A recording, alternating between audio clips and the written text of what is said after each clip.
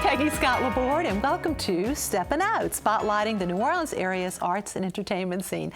And seated at our table tonight, author Brian Boyles, here to discuss his book, New Orleans Boom and Blackout, which was chosen as the featured book by the Young Leadership Council for this year's One Book, One New Orleans campaign for literacy in the community. Also, your day job is your director of content at the Louisiana Endowment for the Humanities. Yes. Good to see you, kiddo. Great to be here. Hello.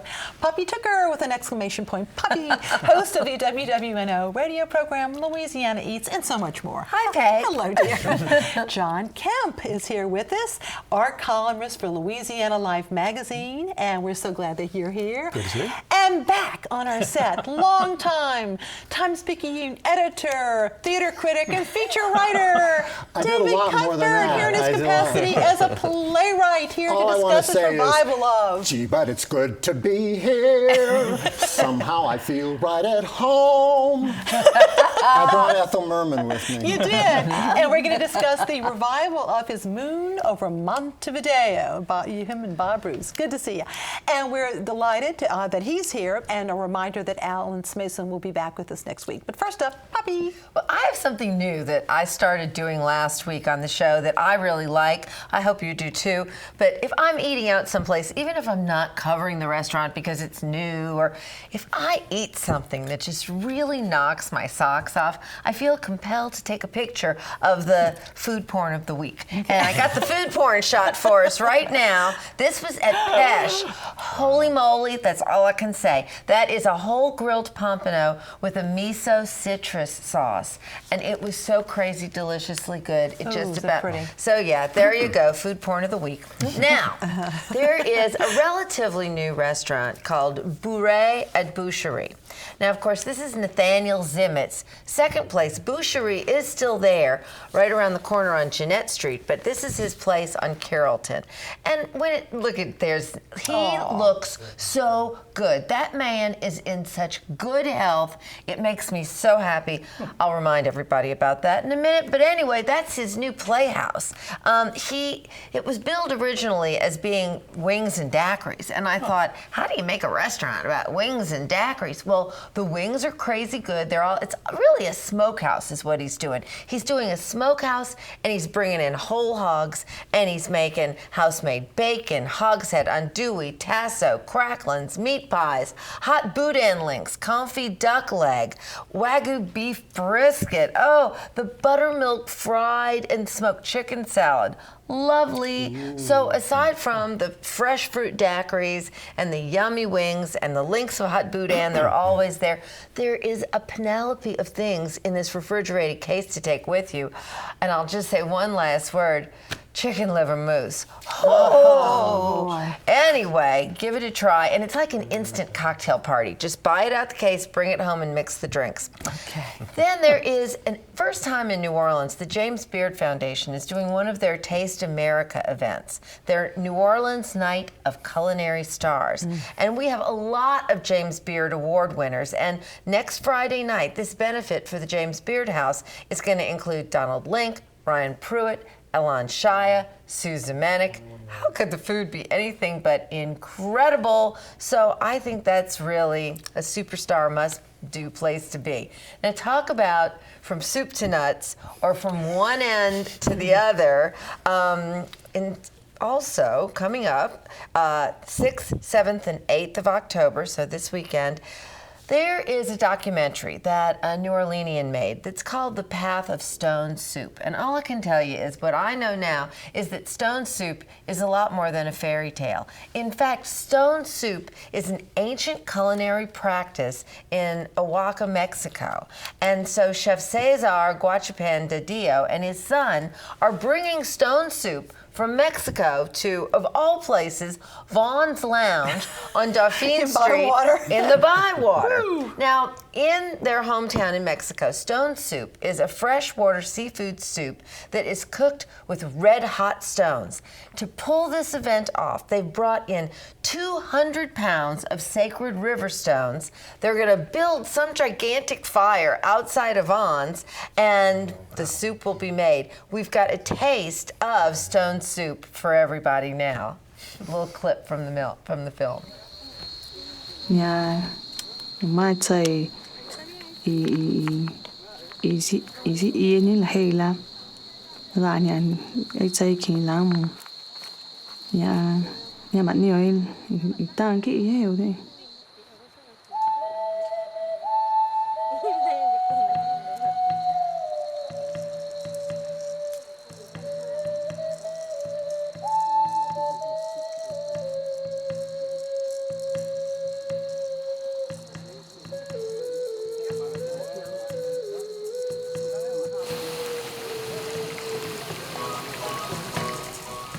Isn't that cool? Well, I know it's hot, but how crazy is that? Anybody who's never been to Vaughn's will find that what we just saw, I'm sure it'll be much like that out in the street at Vaughn's, because that's, so for $15 a donation at the door, you get the cooking demo, a bowl of stone soup, and a chance to view the documentary. It's a 3-night event. It's going to be great. And then, just kicked off is the Trinity Loaves and Fishes 2016 restaurant raffle.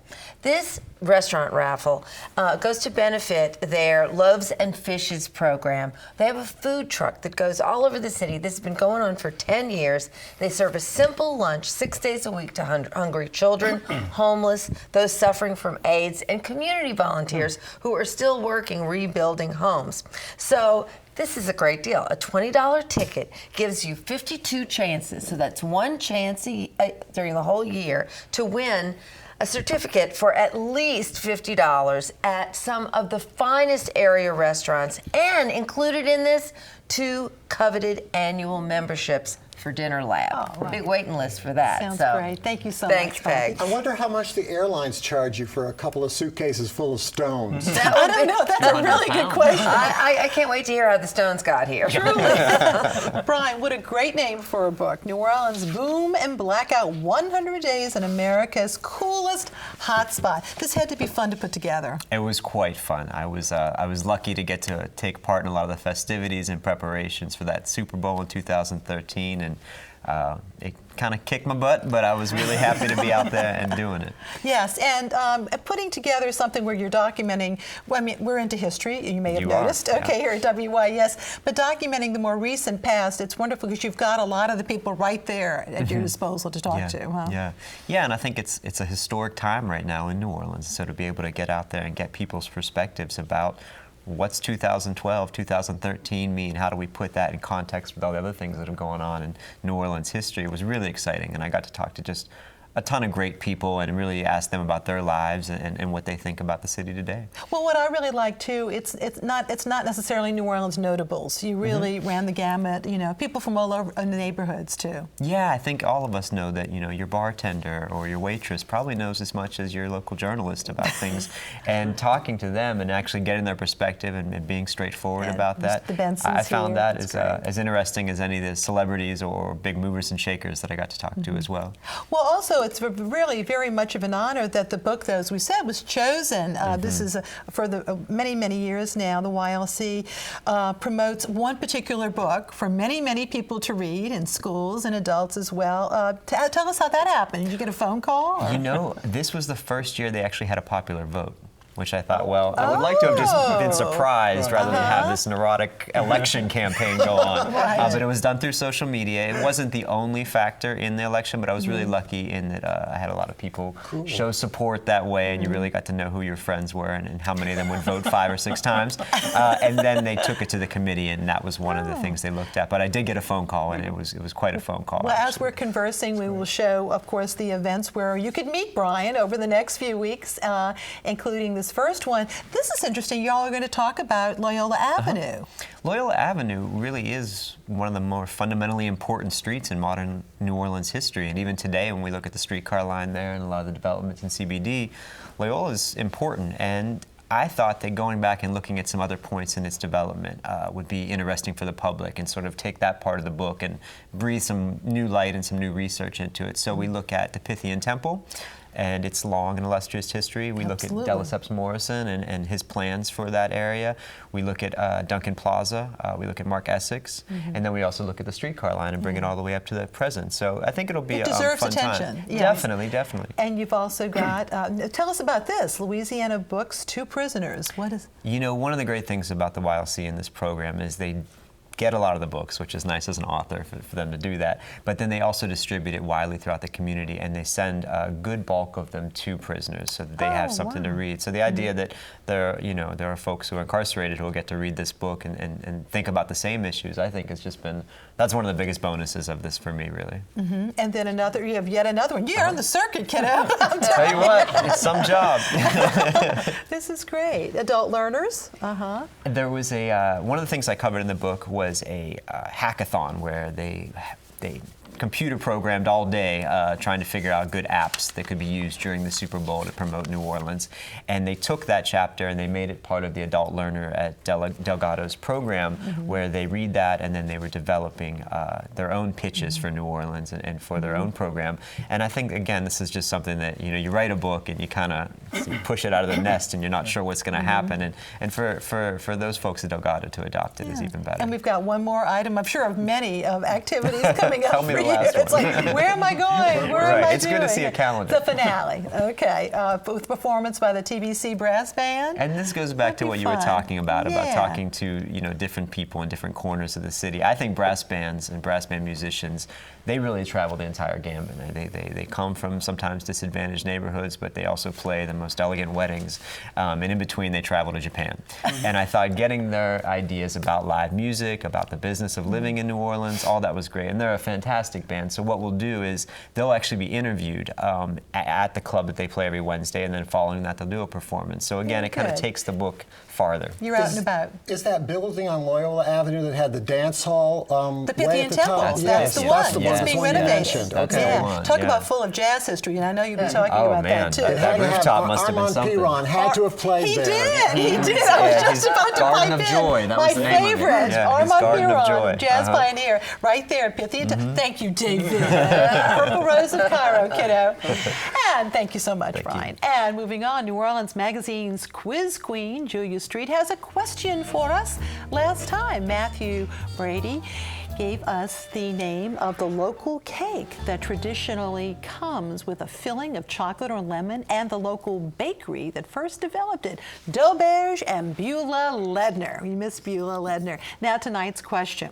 One local bridge is named after a former governor. Another is named after a song written by a former governor. What are they? Email your answers to Steppin Out at WYES. And our prize is a year's subscription to Louisiana Life magazine.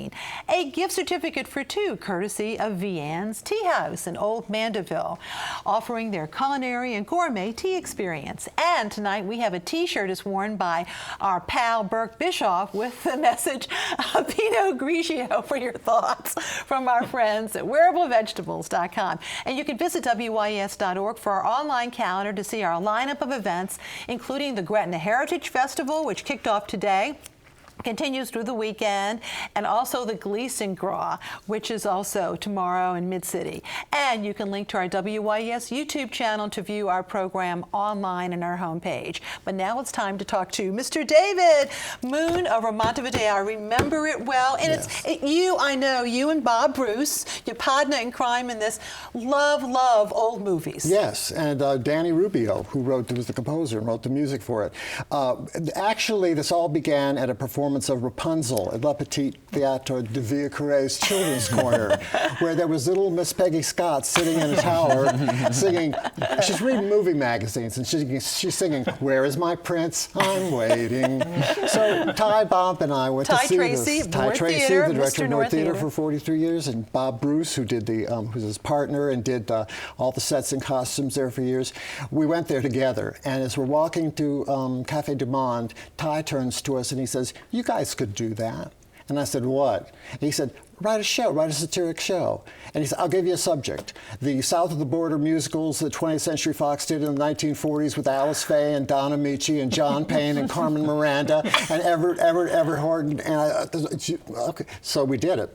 No, originally, though, the Yeah. name of it, tell me It the was going to original be name. Moon over Managua, but there happened to be in the headlines a terrible earthquake in Managua, and so I said, we can't do this. That's all people think about when Ty Tracy said Moon over Montevideo.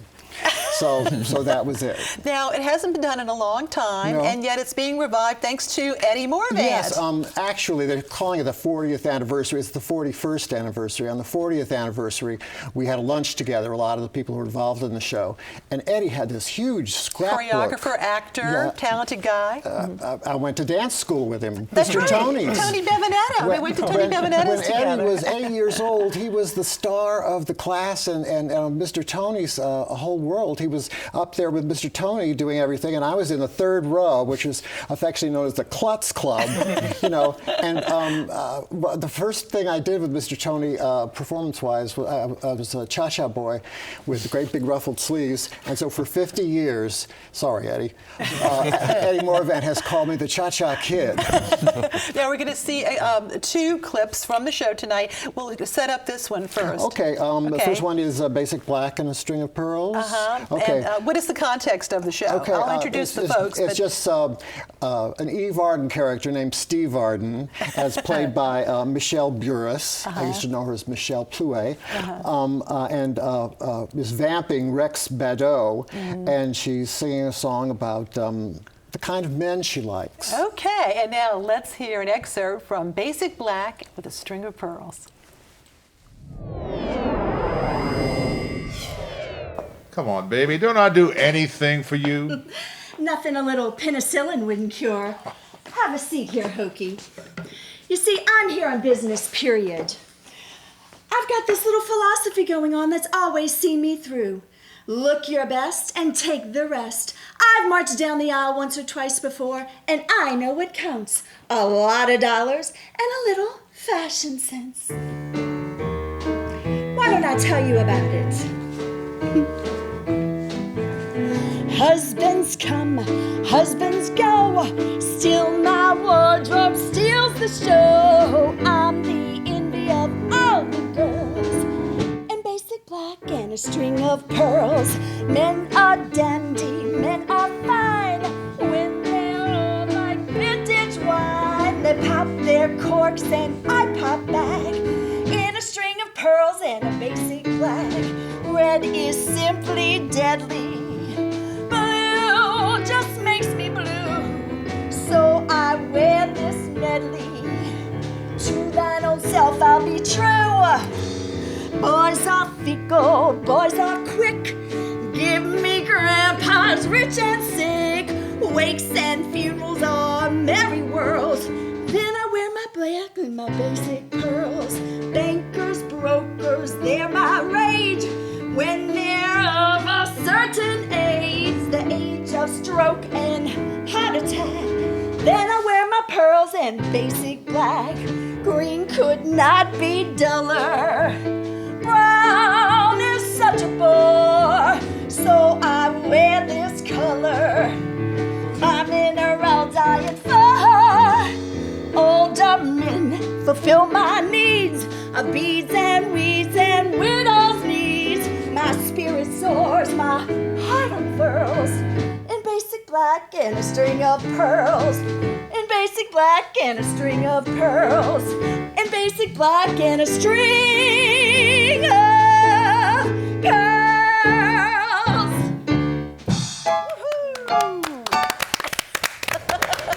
And once again, Moon over Montevideo will be at the Center of Performing Arts in Covington. That's tomorrow night at 7 p.m. and Sunday at 2 p.m. And we're so thrilled to have David with us today.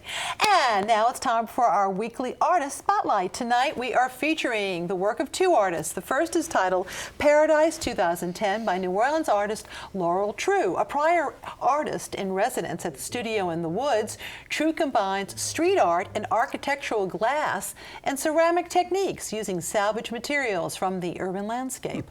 The second is titled Treasure Island 2011. A site-specific installation on the Mississippi riverbank by then Studio in the Woods residential artist Roy Staub, now residing in Milwaukee. Staub is returning to New Orleans for a 1-month residency this fall. Both artists will be featured at the 5th annual Forestival celebration of art and nature, which showcases former and present artist residents at work in Studio in the Woods. That's next Saturday, October the 10th. It features live music by Gal Holiday and our honky Honky Tonk Review, and others, food, activities for the kids, and more. You can find more information at their website. Now it's time for John. Oh, okay. Hello. Well, tomorrow night's the Contemporary Arts Center when we have the Art for Art's Sake launching the annual event. At the Contemporary Arts Center, it's mostly party there, that night anyway, but there is an art show. It's called Reverb, Past, Present, and Future, which we talked about last month. This is the artists looking 10 years after Katrina, how the storm, the economy has influenced their art.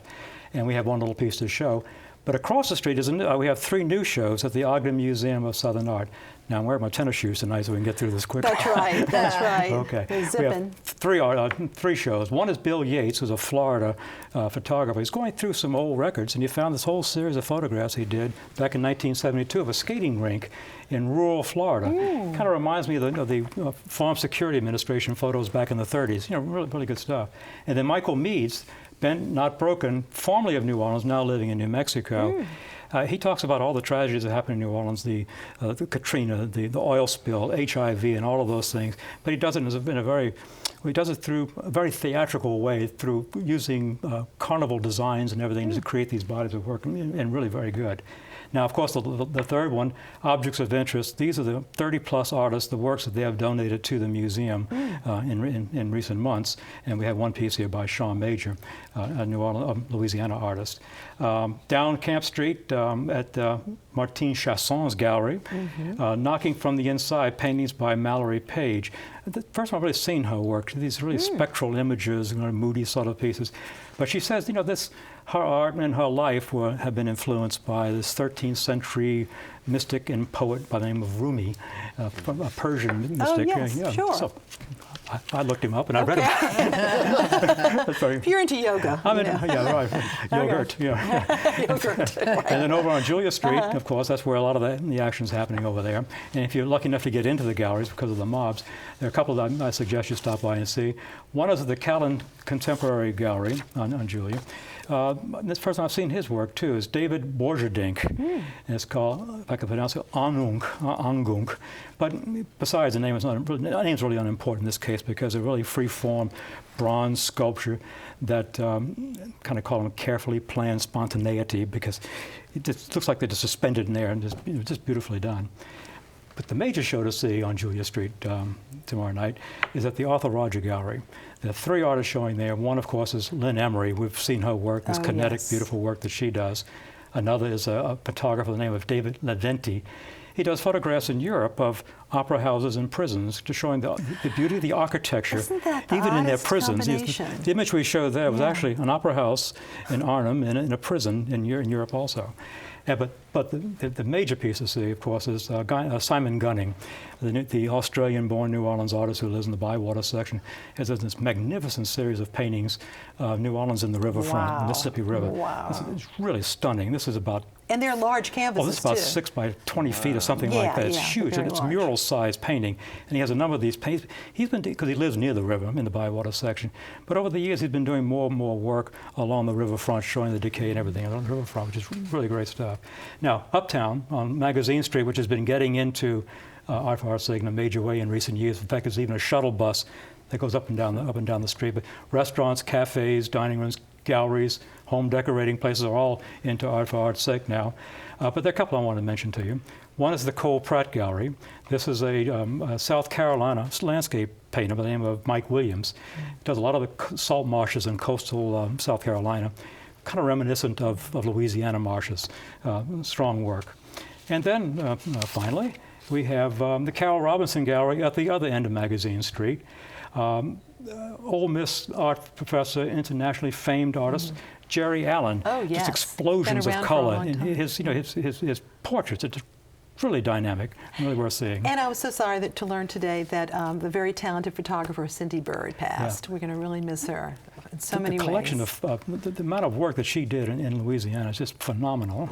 Just beautiful work. So Art for Art's Sake, Tomorrow big night. deal. Big Tomorrow deal. night. Okay, great. Thank you. Thank you very Thank much. you. And now, though, it's time for our picks. Brian. I'm kicking The Thing. The Thing? Which is a Scandinavian band of very, very famous improvised jazz music. It'll be at Gasa Gasa on Monday at 9 o'clock. All right, great. Poppy. Sunday, Cirque de Cuisine kitchen tour in the French Quarter, starting at Tableau. 10 French Quarter kitchens included. Okay. John. Well, while you're on Magazine Street, stop by Billy Solitario's gallery. Oh, yes. He's a wonderful landscape, plain effort painter. He does great work. All right, great. David. I hope Peggy will invite me back I will. next year. There's so much more to because I will say. finally have a book to plug. Yes, I'm so Pelican excited. Press came to us, and our musical Cinderella Battistella was playing at 3 different theaters at one point in Louisiana. So they're coming out with a children or family version of it with wonderful artwork by Tony Champagne, who used to work with me at the paper. Wonderful. Congratulations. Looking forward to it. And now my picks. We've got the music and food-filled Treme Festival taking place tomorrow at St. Augustine Church in its honor, helping to raise funds for St. Augustine. It's on Governor Nichols. You can visit their website to learn more. And Michael O'Hara, one of our favorite performers, the Chic. He'll perform as the Chic. That's tomorrow at Fatty's in Laplace. Admission is $20. He's a great, great guy. And Loyola University's School of Music will feature internationally acclaimed violinist Nadia Salerno-Sonnenberg and others in an afternoon of chamber music this Sunday afternoon at Nunbanker Auditorium at Monroe Hall on campus. Visit montageloino.edu for details and tickets and to learn more. The medieval music group, Musica da Camera, will present their fall concert, Wave, Leaf, and Stone Medieval Song. That's this Sunday afternoon at Our Lady of Prompt Succor, National Shrine at Ursuline Chapel, Uptown. And Italian pianist Marco Marconi performs at Cafe Istanbul next Wednesday night, October the 7th. Really looking forward to that. He's also performing at a fundraiser during the week on Thursday and as a guest artist at Cafe Giovanni Friday night. Call 559-9904 for details.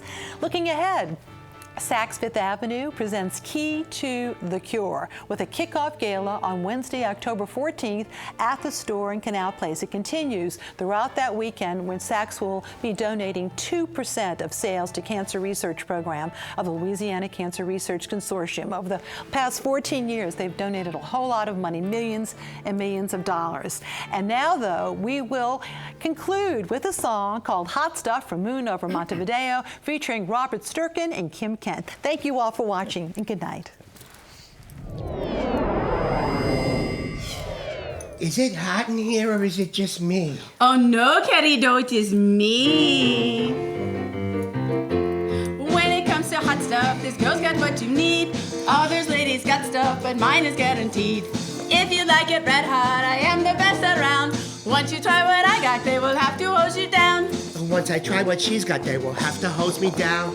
If you get an itchin' to try a bite or two, I'm hot in the kitchen and other places too. Men who try a sample, they all come back for more. Business is so ample, I put in revolving door. My business is so ample, she put in revolving door.